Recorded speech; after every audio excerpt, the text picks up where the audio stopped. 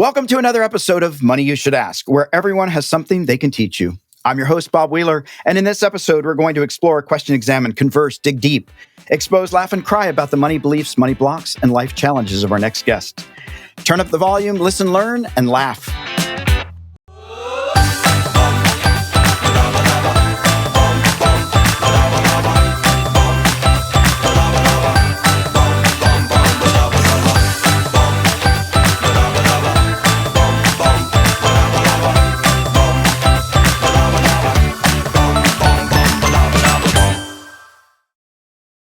Our next guest is Christian de la Huerta. With 30 years of experience, Christian is a sought-after spiritual teacher, personal transformation coach, and leading voice in the breathwork community. He has traveled the world offering inspiring and transformational retreats, combining psychological and spiritual teachings with lasting and life-changing effects. An award-winning, critically acclaimed author, he has spoken at numerous universities and conferences and on the TEDx stage. His new book, Awakening the Soul of Power, was described by multi-Grammy Award winner Gloria Estefan as a balm for the soul of anyone searching for truth and answers to life's difficult questions. Christian, I'm super excited to have you on this podcast. Hey, Bob. Thank you so much for having me. I'm looking forward to this conversation. So I'm going to jump in, and if I read correctly, you are one of 9 kids? Yep. 8 of us now. One of my brothers drowned a long time ago, 30 years ago. But yes, one of 9, and all within 12 years, no twins. Wow. Okay. Busy parents, but Catholic, so that makes sense. Yeah. That makes sense. Yeah. Everybody thought we were Catholic because there were 5 of us and we drank, so everybody just assumed we were Catholic. But where were you in the birth order? I'm second oldest male. Oldest male, so a little bit of responsibility there, a little pressure. Yeah. And certainly levels of machismo in a Latin culture. Some more subtle than others, but I think it's there. It's always there in the background. Absolutely. And you grew up as a child, you grew up initially in communist Cuba. Mm-hmm. And then you moved to rural Georgia. Yep. And then you ended up in Miami. Yep. If you reflect back on those things, those places, were you aware of any differences in terms of money, finances, either with your parents or the way that you were given money or treated? Oh my God! Talk about culture shock. Let me give you, and we had it much better than most in Cuba because my father was a doctor, and they had friends who worked for foreign embassies, and they were able to exchange, to get stuff black market that many people wouldn't be able to do otherwise. So let me give you this story to illustrate what it's like, and that's just like a simple story, not to point to the values of the freedoms that we take for granted here in the U.S. and in the democratic countries. What's chewing gum to us here, right? We stick a piece of gum in our mouth and we spit it out without even thinking about it. Once in a while, through my friends of my parents who worked for foreign embassies, we used to get a pack of chiclets. I don't know if you remember the little boxes of chiclets. Yep. And so, we'd split the chiclets between the kids, and we'd chew it all day. At the end of the day, we'd get a glass with like a little bit of water in the bottom, put toothpaste in it, and stick our gum in it and stir it up so that it'd be minty the next day. And then, of course, hide it so my mom wouldn't throw it out. And sometimes we keep it going for a week or two until she found it and threw it out. Wow. See, right? And those moments were precious when you got that little chiclet. My God, yes. And, it's like, I'm really grateful for a lot of that, of my growing up experiences. We had a TV, but there was nothing worth watching. Right. Maybe some old Spanish movies. I mean, old U.S. movies in black and white. And the rest of it was pretty much government propaganda. So we grew up reading, which, for which I'm really, really grateful, because I was a good student because of that and developed a lifelong love affair with words and with books because of that. We also grew up creating our own games, like inventing our pastimes. Rather than, to me, it's so sad when I see so many kids today with just their nose to the screen and living in this world of illusion. Yeah, absolutely. And when you were growing up in Cuba, were you aware of your privilege? I mean, privilege as defined by being in communist Cuba.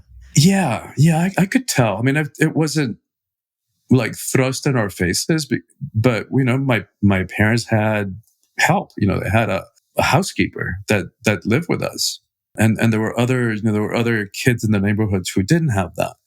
It wasn't something that was like really, really evident that everybody noticed, but yeah, there were some differences, and it wasn't like we were like ultra wealthy at that. Like under communism, there wasn't that anymore unless you were part of the government of the communist regime.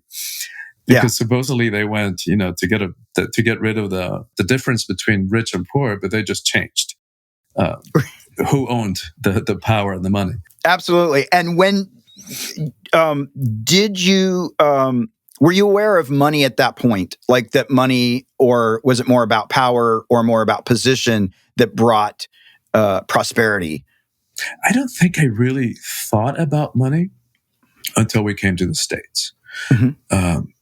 And then, like imagine 9 kids. And yes, my dad was a psychiatrist, but still, like to support 9 kids, and which he put all, clothed and fed and put them all through private schools, in high school. There were so many sacrifices that were made, especially by my parents. Like I can't even begin to imagine how many times they put the needs of one of the kids over their own.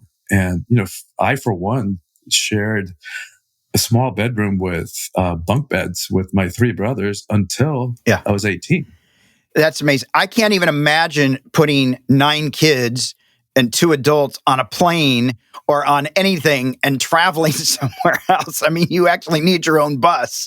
I can't even imagine. And then, and when we left, my older sister was 12, I was 10, and my mother was 8 months pregnant.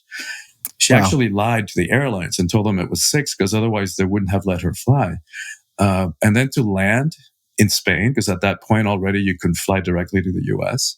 Right. And while my dad had to immediately hit the ground running and start studying in English to pass the foreign exam so that he could practice medicine when he landed here, my mom was then like thrust, as she was about to give birth a couple of weeks after we landed, into taking care of 9 kids without help and without knowing where money was coming from or when, how much or when. It was, we got money from friends and family here in Miami, but we didn't know how much or when or how much time until the next little bit of help arrived. So I can't even imagine what it was like for them.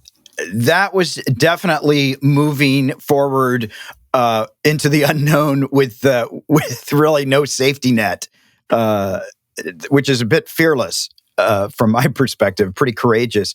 What was it like when you landed in Georgia? So now here you are, you're Spanish-speaking family, 9 kids, and now you're in rural Georgia. Yeah, and before that, I want to highlight what you just said, because what I think it was not only fearless, but it points to the fact of the immigration story, right? The immigrant story, the sacrifices that people are willing to make for the sake of the possibility of freedom for their kids, and the life of promise that America still represents in the world. And so, once we landed, oh my God, it was like culture shock. In Cuba, we grew up, because my parents, they were okay. They were probably middle class, upper middle class. They were professional class. And so there was nothing to spend money on. So there were people who actually made a living by standing in line, because you had to stand in line to get everything, to go to the stores, to go to the ballet. And so, several times a year, we used to go to the ballet, and we used to see the Bolshoi, the Russian ballet, when they were in town once a year, and the Cuban national ballet, which is extraordinarily good. And so, that's how I was raised, and then suddenly landed in Milledgeville, Georgia, without speaking a word of English, and my mother, with the best of intentions, like pushed me onto the football field. And, wanting us to fit in, I was like, I didn't even understand like what the purpose was or what we were trying to do. Didn't understand the coach's instructions. So you want me to do what? You want me to like get knocked down on the ground? I don't think so. It's a rough sport. So fortunately, I managed to break a finger or a toe or something. I forget, and that was the end of my football career. No NFL. No, not for me. With all due respect, not for me. Not for you. And did you notice a difference in money was now short? You were relying on friends. Did your parents less patient, more patient? I mean, I just, again, I can't imagine bringing 9 kids over to a new country, new language, and then move forward. That is very courageous. Yeah, of course, everything changed. You went from in Cuba where everything, you had what is called the quotas. There were quotas for everything. So you had quotas depending on how many people in the family, whether how much milk or how much bread or how many eggs you could buy if the stores had them, because often the shelves were bare. Right. To suddenly being completely overwhelmed by the choices in the supermarket, just for choices of cereal or toothpaste or soap or anything, was just completely overwhelming to see fruit that I'd only read about, like apples. But then, money was a reality. And so, when we first landed, probably spent a month in Miami before we moved to Milledgeville. We had Cubans at that time had refugee status. So you basically were given like certain kinds of food items, and I'll never forget this kind of really bad American cheese that came in unmarked packages, or I forget what the boxes said, but it was pretty bad. But still, I mean, the level of gratitude and the level of excitement and fear about being in a new world, it's hard to convey that. And, everything was hand-me-down and clothing that people donated. And everything in our family was hand-me-down too, because there were so many of us. And so, it was pretty much living, in the beginning, it was living by the generosity and help of others. Wow. I was just thinking, though, as the oldest son, at least you got the clothes first. Yeah. First in the family, at least. Yeah, at least first in the family. Yeah, it was still being handed down from somebody else. But. Right. And did you know, this is just such a random thing, but I was thinking, in Cuba, I would imagine you had plantains. Yeah. Mm-hmm. And then Georgia probably doesn't have plantains. Nope. So they may now, but they may now. But the basic staples of Cuban life were probably not jumping up and down in rural Georgia. No, although it's like there were times. Like I remember one time in particular when I was growing up in Cuba, when it was like going through a really difficult time economically, and for like 6 months. Every night for dinner, we had black bean puree with scrambled eggs, because there was nothing else. There was nothing else you could get. So there were a lot of challenges and a lot of difficulties of being in the States and not speaking the language in an environment in which, foreigners were not taken too kindly initially. And so there was that whole struggle with identity as well, and trying to fit in, and how much of myself do I sacrifice in order to fit in? And yet the whole thing was an incredible blessing. Like many people did not have that opportunity. Yeah. Or gave their lives, trying to leave. Right. Yeah. Unfortunately. And as you moved into Miami, I mean, one of the things that you talk about in your book, and which I think probably resonates for a lot of people in different ways, because I think often we all sometimes feel like an outsider. But you talk to this piece about always feeling like an outsider. Mm-hmm. But there, a silver lining in that as well, right? If we look for the silver lining, instead of the victim stance, we can look and say, oh, well, here's the beauty of that. I was more self-reflective. I was more this or that.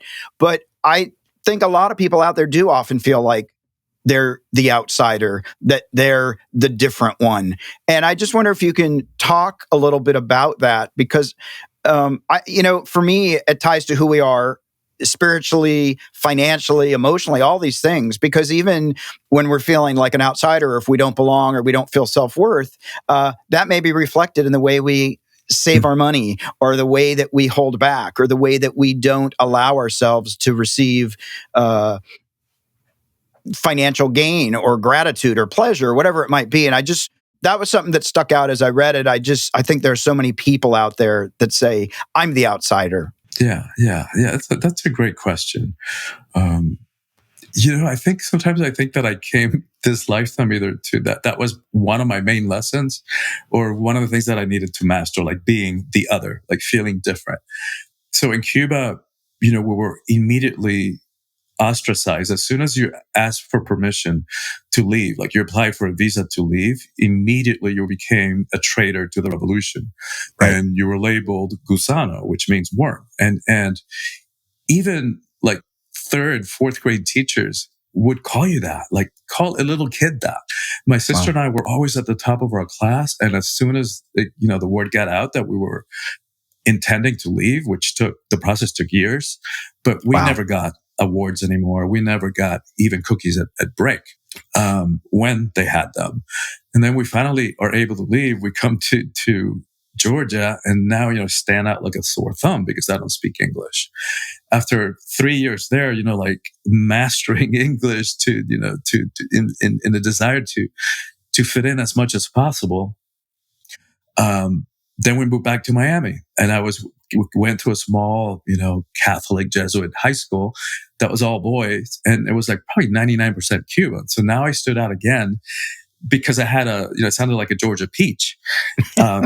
And then the deeper one really was that I already knew, even at a young age, I already knew that I was gay. Right. And so that was really the deep, dark secret. That was really what was underlying the fact that my adolescence was one long depression. And you brought up spirituality. And so imagine trying to reconcile like this part of you that wants to serve God, that wants to serve the sacred as I understood it then. While at the same time being told by the religion in which one was raised that I was going to burn in hell for eternity, that I was an abomination in the eyes of God. It's like, oh my God, what a mind F bomb does that do to a person? Especially at like 14 years old, 12, 13, 14. That's a heavy thing to take on. Yeah. And like you were saying, it's like the hidden blessing for me was that, looking back on it, like having to face such deep existential questions, like who am I really, and what am I here for really, and it's like I had to do that at an earlier phase that most of my heterosexual friends, because for me it was a matter of survival. Right. As you look back on all of that, and you see the silver lining, what would you say to people out there that are struggling with finding their voice, or needing to keep secrets? Like, right, we all have secrets, and for some people the goal is to never have anybody find out their secrets. And the reality is, if we can be vulnerable and actually let our secrets be known, we can then stand fearless. But for those people that are still in fear, what would you say to those people, knowing the journey you've been on? To trust, to be patient. It does get better, and in the end, it's worthwhile. That the pain, the alienation that I experienced, I'm grateful for that now, because it also gives me empathy, right? It helps me to understand, to empathize with another human being's pain, even if the details are different. It's like, I get pain. I get self-doubt. I get self-hatred. I've had suicidal fantasies, as a teenager. And so these days, and this is the hopeful message of my book too, is that these days, no matter what happens, no matter the details of my life, like a relationship works out or it doesn't, A project succeeds or it fails, in quotes.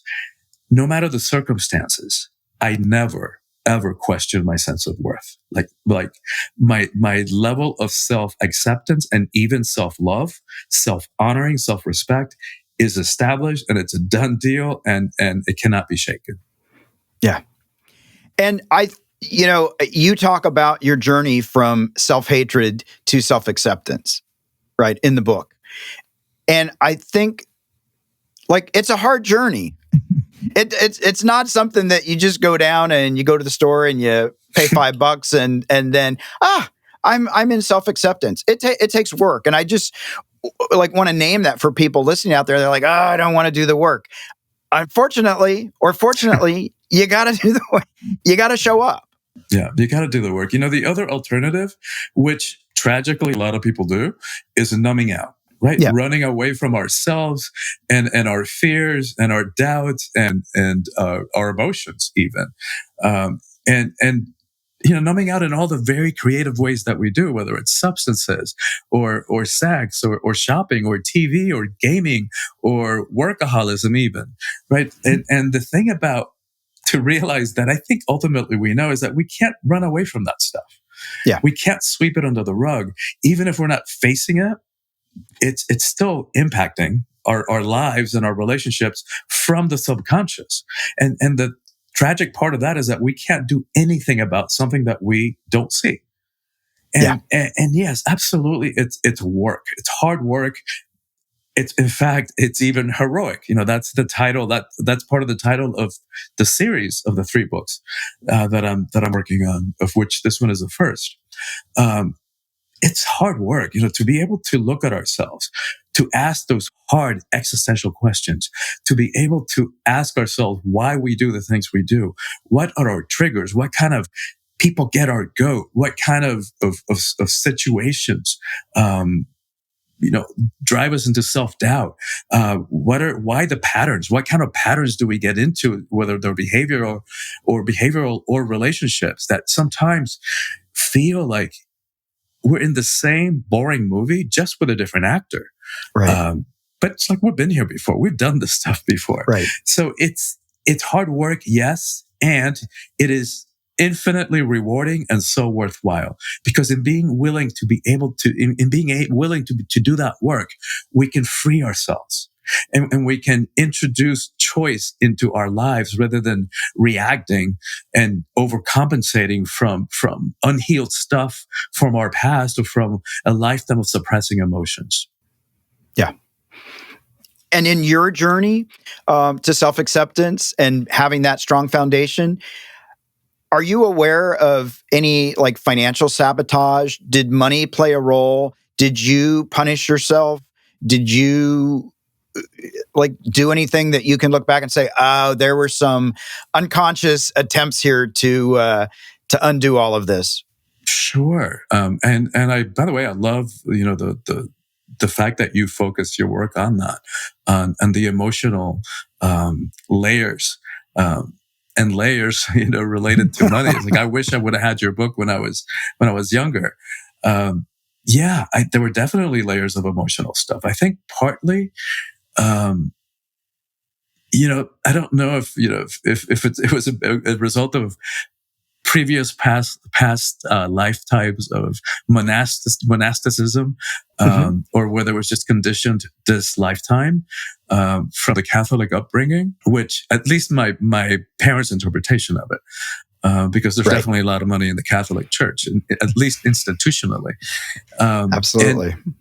And so, the way my parents' version of it, like my father was an amazing psychiatrist. And he was just horrible businessman. And I know because I get a lot of feedback about people, even these days, I used to see your dad and he really made a difference in my life. However, in terms of his own emotions, interestingly, he was clueless. And in terms of money, he just didn't have any sense about that. So for me, I didn't have any role models in terms of relationship to money.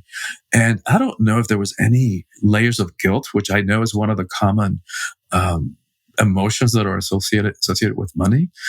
Maybe it had to do with having been raised in a communist regime, and the message about it, everything should be divided equally, at least in the ideal version of it.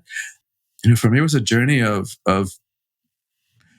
making money wrong subconsciously. I don't think I know it wasn't an intentional thing, but I think there was a subliminal message.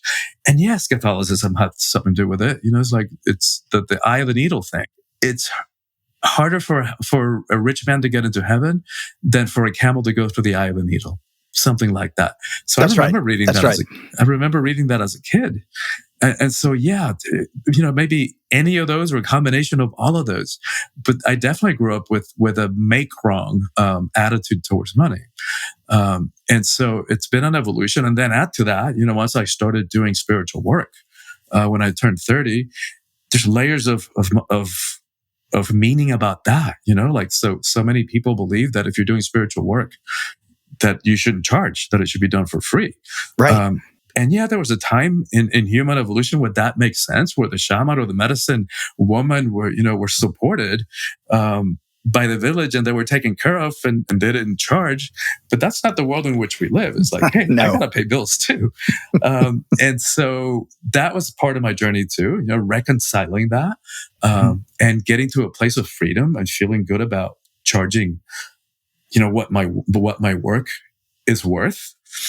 And then part of the journey too, Bob, it's been from this negative adversarial relationship with money to acceptance, to a trusting relationship, right? So I've lived long enough, and as part of my spiritual journey, have been in some really difficult experiences that I'm happy to tell you about too, which got me to the point of knowing. It's like, it's not a belief. It's like, I know that I'm going to be taken care of. It's like, I know that I've experienced it. When I went on my spiritual journey 30 years ago, I had a pretty comfortable, cushy job. I was making good money, had a sports car, a condo on the water. And when I went on my spiritual journey, I gave away or sold everything. Basically kept my books and my Armani suits, which tells you a little bit about my attachments, which I never wear anymore. But anyway, that's what it was. And I paid off all my debt, and I brought about maybe $8,000, $10,000 to the community that I was a part of. And for the teacher and six students flew to Hawaii. And the intention was that, and we used my credit cards, right, to pay for all those and all those airfares. And we basically, she and I survived on those credit cards for the 6 months. That by the end of 3 months, she had disbanded the group, other than me, or people had just left because they couldn't hack the demands of the spiritual life, of the ashram life. And so the intention, I know, was that when the work took off, that my credit cards would be paid. That the work never really took off. Right. And so pretty soon it was when it was just me and her, it was like creditors calling, credit cards getting canceled. There goes one, there goes another one. And realized that much of my identity was connected to that. We got evicted, which I've never been evicted from anything before that, from one of those corporate, month by month, furnished apartments. And here's where it got to the worst. Like, we had storage units in Honolulu, we had storage units in LA, storage unit in San Francisco, and she and I, for a week, lived in a car. So we were basically homeless. Yeah. And like, we would sleep in the car at a truck stop, and in the morning we'd go and get $4 and take a $4 shower at the YMCA. And I can't even tell you how difficult that was, because at the same time that she was a ruthless ego slayer. So I had all that undivided attention on me, and we were in survival mode. Yeah. And she had experienced some kind of profound spiritual transformation, but she wasn't very functional in this third dimensional reality. So I felt responsible for her and for us and for the work. At the same time that I was being, slain. For my humanness. And so I can't even begin to tell you how difficult that was. Yeah. But here's the invaluable lesson that I learned. Like every time, like we were like, that's it, right? There was nothing else to pawn because everything was in storage in a different state. Like I pawned, a chain from my former girlfriend from high school, pawned CDs, pawned, there was nothing else to pawn. And then that was it. And inevitably, every single time, money would show up from an unexpected source at the last minute. Yeah. And so after a few of those, I began that shifting of my relationship where I know I'm going to be taken care of. Yeah. And so I think, so then the next step in that evolution was trusting that I'm going to have enough, to then letting it be okay to have more than enough. Right. Because that for the majority of my life, it was just it, like just enough, like barely making rent, but always making it, but barely. And sometimes sliding in too late. So that continued that process. Yeah. And it's interesting you say that about the just enough, because I think so many people live with just enough, because then the guilt creeps in, or the who am I to take more than what I need to actually have a little bit of abundance, and we can play that mind game. And so I think a lot of people do keep themselves from having more because of that mindset of like, I just need enough and no more. I won't take any more than just enough. And I think it's okay to have more than enough. And there is so much abundance. And I think in this culture, we don't even actually see all the abundance that we have. We don't even, just like, going from Cuba to even rural Georgia, where you've got 20 types of bread and there's eggs in the grocery store. Those are things a lot of us just take for granted. Yes. Being able to have a shower. I've traveled to a lot of developing countries, and they're grateful to have a bucket of water once a week that they maybe get to heat over a fire.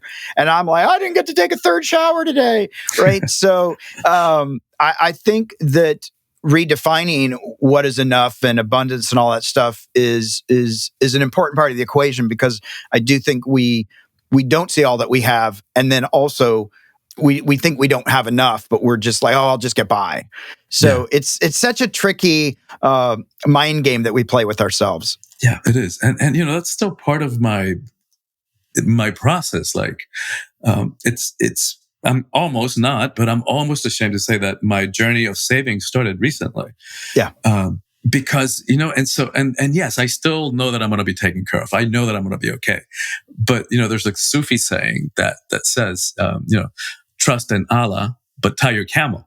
Exactly. So I, that was a realization I had a few years ago. It's like, all right, I trust and tie my camel in that area.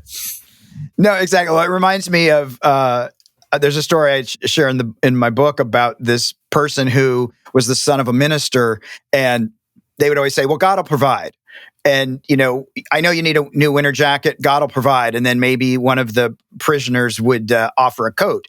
And his thing was, I know God will provide, but I'd sort of like it in November.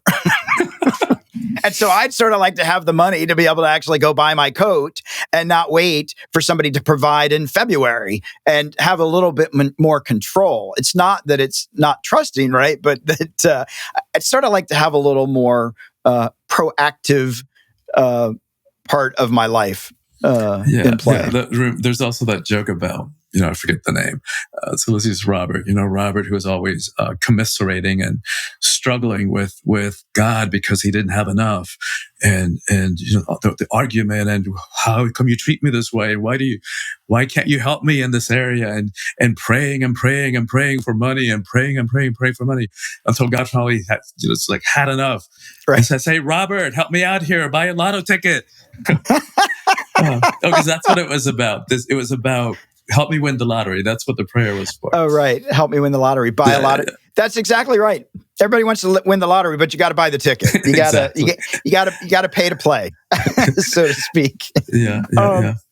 Well, I'm going to change direction for a little bit. There's two parts of your book that for me, feel important to talk about. That's the path of forgiveness and the path of gratitude. For me, those are two key components in a lot of the work that I do. And so I just wanted to get your take on this, the importance or why you think this path of forgiveness and path of gratitude. For me, they're related. They may not be related for you, but those two for me really resonate. No, I think I hadn't thought about it that way before, but I think I can see instantly that they are related.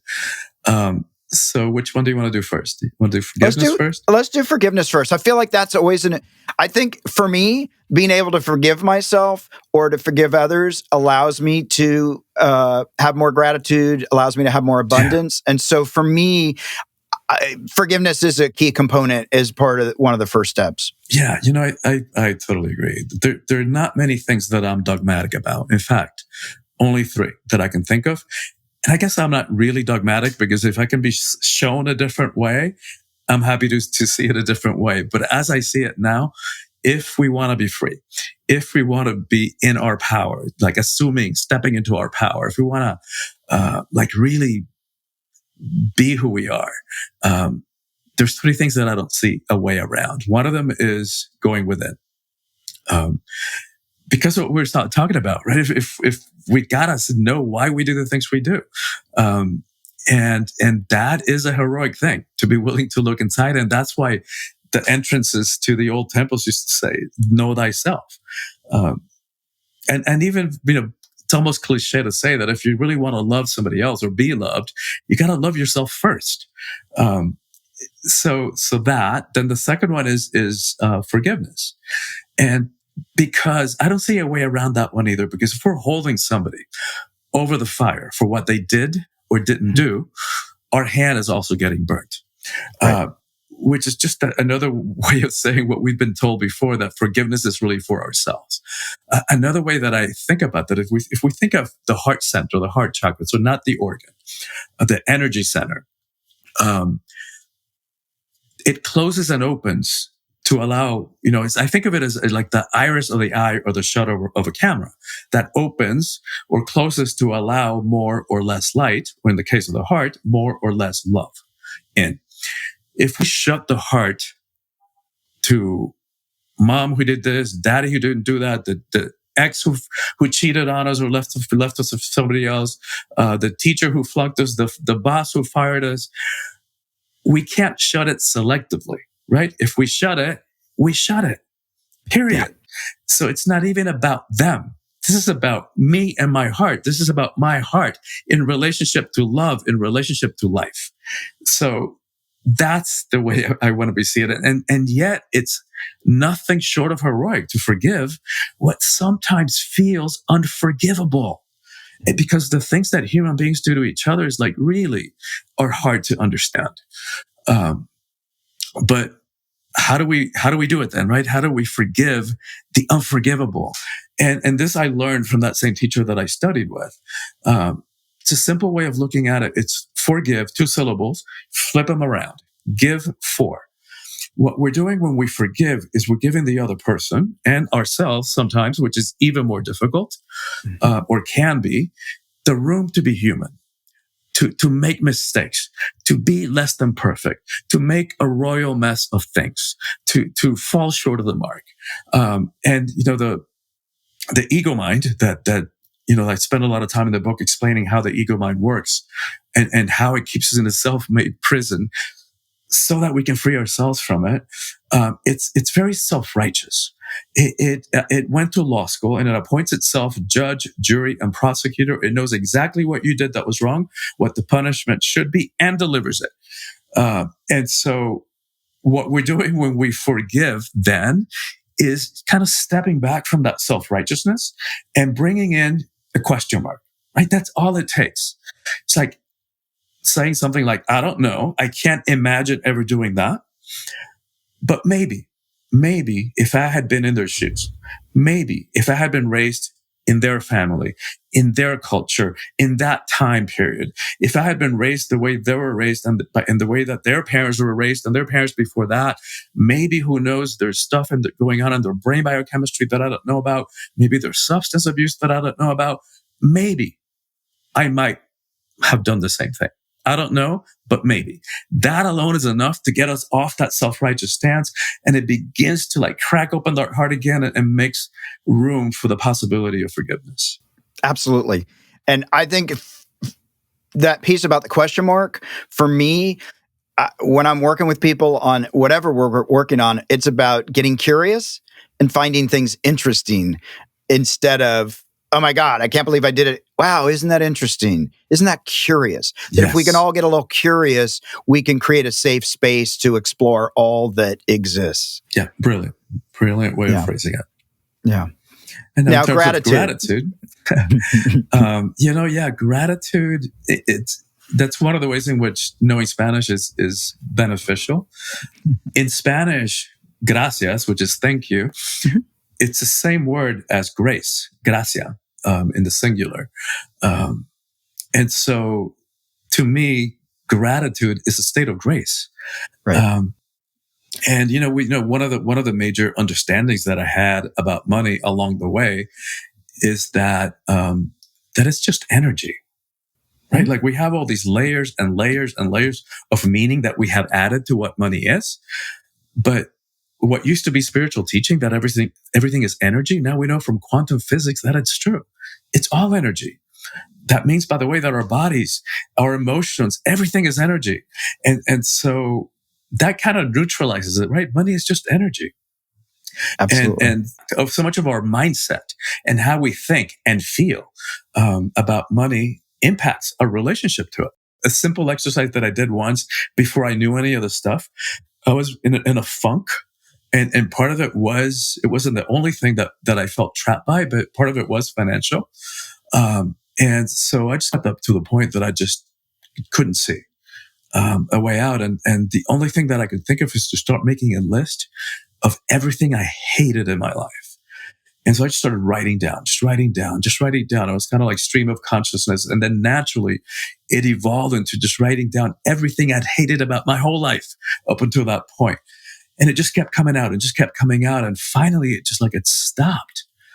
And like, there was a natural shift in energy. And then like there was a shift. And suddenly some of the same things that I'd hated, I was actually grateful for. Right. Because of, so many reasons, and because of like the depth of experience and the compassion, but even more, not quite as profound. So I think so much of it is the way that we frame things. And if we can move into gratitude, like in my retreats, I often tell people just if you take a practice for a month, write 3 things every day that you're grateful for. It'll change things in your life for sure. Yeah. Because in the brain's like a computer. It can't hold, like it can't be in a state of fear and doubt and gratitude at the same time. Right. Right. So, or love at the same time. So if we make sure and we program that brain with gratitude or love or compassion, like intentionally, until it becomes second nature, then there's no room for something that isn't that. Yeah, absolutely. And the thing I want to also name to people that are listening, that doesn't mean that we're sugarcoating the reality of life. And it doesn't mean we're doing a spiritual bypass here. Exactly. It's that even in the midst of a fire, we can appreciate the light from the fire or the heat from the fire. And it doesn't change the facts. So I think sometimes people go, oh, well, that's a positive mantra. So like that's negating all of the negative stuff. And it's not at all. I think it's just that if we can go to that place of gratitude and find that place of grace, as you're saying, that it just takes us, for me, it takes me to a better place. Yeah, absolutely. No, I'm so glad you brought that up and you clarified that, because absolutely, I'm not into spiritual bypassing. It's like part of my work. That's why my work is heroic, right? Because it means diving into the depth of ourselves and facing our own demons. And in fact, I wrote a piece which I think, I can't remember if it's in the first book or in the second one. And for your audience who may or may not know what the word Namaste is, it means the sacred in me, the God in me, the love in me, that which is best and highest in me sees and acknowledges and bows to that in you. I wrote a piece called a piece titled "You Can't Namaste the Shadow Away." Right. So it's definitely not running away from the shadow stuff. Yeah. But you're absolutely right. It's without denying it. It's how we frame it, and it's a fundamental shift in relationship to life. In fact, it's the third thing that I'm quasi dogmatic about, which is victimization. Right. Because if we want to be in our power, if we want to be happy and fulfilled, as long as we're holding someone or something outside of us responsible for our state of being, we just gave our power away. Yeah. And there are things in life that suck. There are things that happened in our past that sucked, and I wish they hadn't happened, and I'm so sorry that they happened. And one thing we know is that life is going to continue throwing curveballs our way. That we can count on, right? Yep. Crap is going to happen. If we can reframe that and realize that, we understand that there's nothing we can do about that. Yep. But no matter what happened in the past, and no matter what happens going forward, we always have a choice about how we show up in response to that. Yeah. And that simple reframe changes everything, and it pops us out of that victim mentality and mindset. And so, for example, just recent example, for so many people last year because of the pandemic, my income went to zero. Yeah. Like nothing. I had to cancel retreats and workshops that I've been doing for 30 years. That was my only sole source of income. And I'm happy to report, by the way, that it was, if it was a test for myself to see if I was really established in trust in that area, I never once went into fear about that. Yeah. And the opportunity that it gave me, without minimizing the tragic parts of the pandemic, which are many, but the way that I framed it is like it gave me the opportunity to be home. Like I went from 100,000 miles a year on an airplane to zero. Right. And so I was able to finish this book that I had been working on and brewing for 10 years. But because I was in and out, I wasn't able to drop into that creative flow of it. So this kind of gave me that opportunity. Yeah. And the other thing that COVID gifted me with, and of course I said yes, and I showed up in response, was I'd known for years I needed to develop online virtual programming if I was going to reach, people who may never come to one of my retreats. Yeah. Well, guess what? COVID forced my hand. Like now I'd have a virtual year-long coaching program. That's awesome. So yeah, even COVID had some silver lining if we took advantage of it and took opportunity. I have one. I know we're getting towards the end, and we're going to move into our Fast Five in a little bit. But I have one more question that relates to what we were just talking about.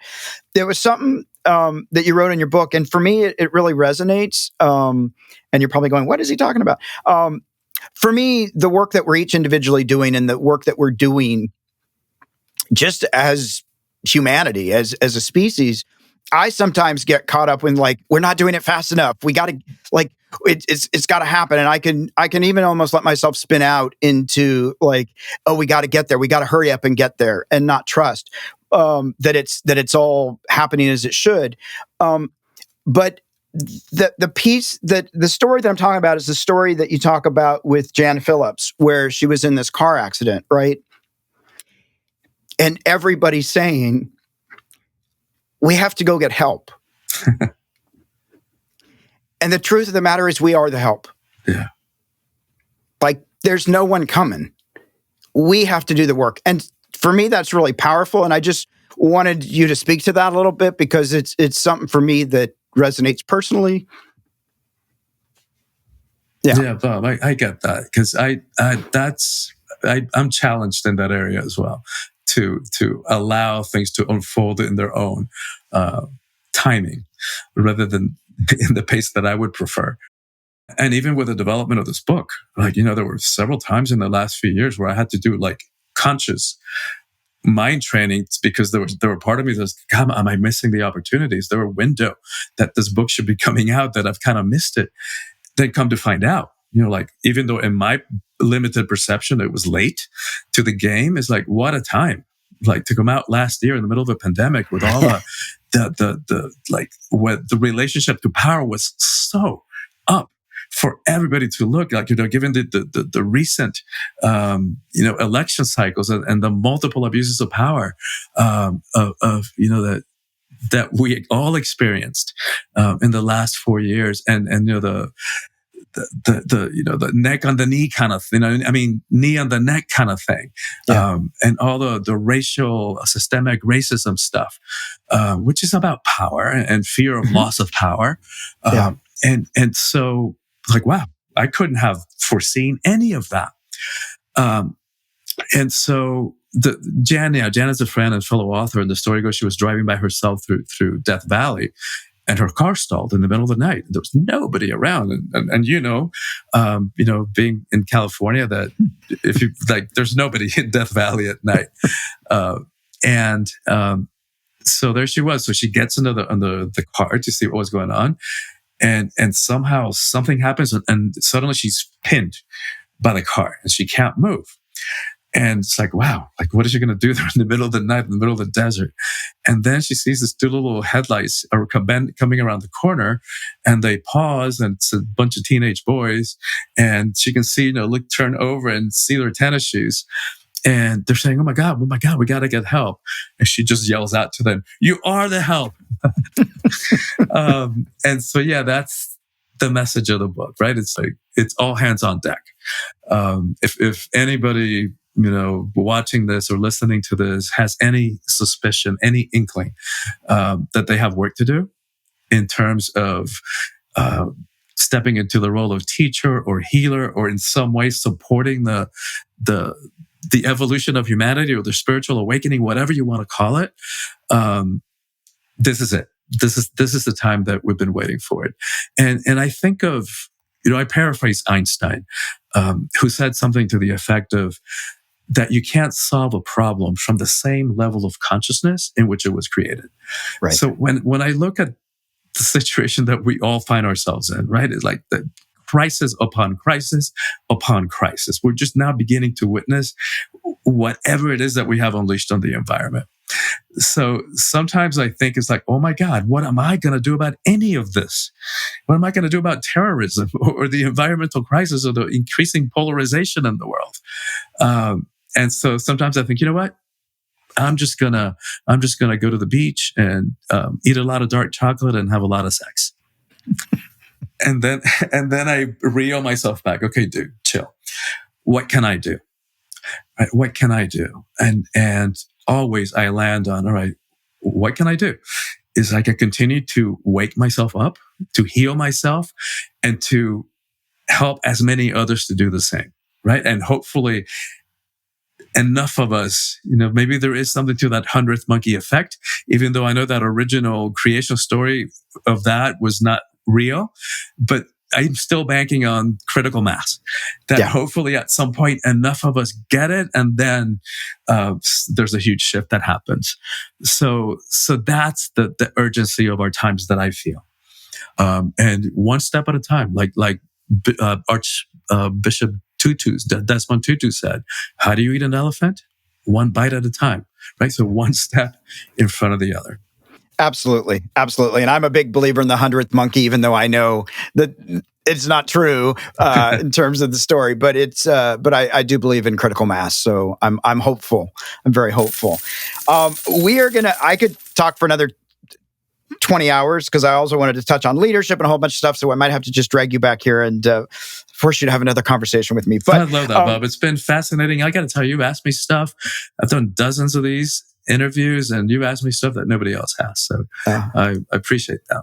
No, well, cool. Well, it's what you're doing is awesome. And so I'm going to jump into the fast five so we can just, we'll shift the energy a little bit and we'll just sort of go with this. What was the last purchase you made that you had to talk yourself into? Probably the AirPods okay. Pro. And do you celebrate when you reach a major financial milestone? Like when you started saving recently, do you celebrate? I do. It may not be the healthiest of ways, but I take myself out to a nice dinner or one of my favorite restaurants or something like that. And do you would you rather spend money on experiences or things? Experiences for sure. What is one thing you would do differently in regards to your finances this year? Probably start saving more. Okay. And that I need to stabilize a little bit more because my income is nowhere near what it was last year. But if I could do one thing, that would be it. And if you were given $5,000 that you could not spend on yourself, what would you do with it? At this point, I would probably invest it. And that's the cutting edge for me. I don't know how to do that or what to invest that amount in, but I would get the help to do that. Awesome. All right, now we're at our sweet spot, our M&M moment, money and motivation. What is do you have a practical financial tip or a piece of wealth wisdom, something that you've learned along the way? I know you talk about trusting and things like that, but is there something that you've found financially that you could share with our listeners? Yeah, I don't have like practical advice in that sense, but I think those two things that I mentioned, the realization that money is energy, so that as we do that and to be willing and to do the work of unpacking the beliefs that we have around money, that's invaluable. So that we can approach it in a clean way. And then,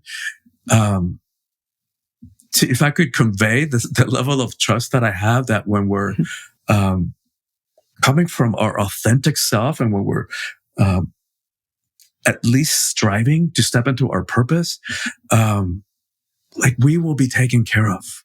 Like I have no doubt about that for any of us. Yeah, absolutely. Absolutely. Well, Christian, I mean, this has just been such a great conversation. I love what you're doing with the book. I love what you're doing out there in the world. I think for me, the biggest takeaways are to recognize that we're all heroes. And sort of the mission or the series of the books is calling all heroes. And so I think, for me, it's for our listeners out there to find the heroes within and do the work, trust, find the gratitude, find forgiveness, and be willing to be curious, be willing to be open with that question mark. And I think recognizing that we are the help, like that. There's not a second platoon coming. I mean, we're in the trenches. We got to be doing this work. I really encourage people out there to, if they feel a calling, is do the work. It's not always fun. It's not always easy. Sometimes painful, and well worth it. The payoff is worth it. Without a doubt. Without a doubt. Thank you for encapsulating our conversation so succinctly. And in such an inspirational way. And thank you for having me on the show. It's like I've really enjoyed and loved our connection and the depth of the conversation. And love to stay in touch and do it again. Absolutely. Absolutely. Well, where can people find your book? And I'm going to hold it up. There's the book, even though it's in behind you. Where can people find this book? Where can people find out about you? The book is available on Amazon, wherever books are sold, at your local bookstore.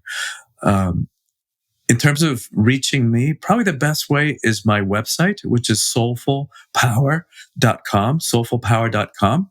And for your audience, if they will they go to the website and sign up to be on my email list.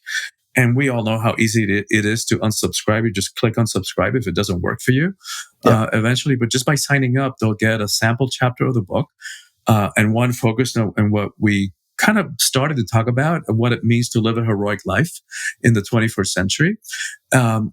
And also look at some power practices that are designed to apply some of the teachings in the book to our lives so that it doesn't stay at the level of information. We don't need more information. We've got information overload.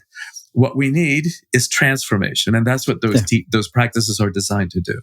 And then they'll also get a short teaching recorded and a guided meditation about trust. So I think they'll find it of support given what came up in this conversation. That is awesome. And we'll put all that in the notes and everything as well to make sure we get people to check you out. So I so appreciate it.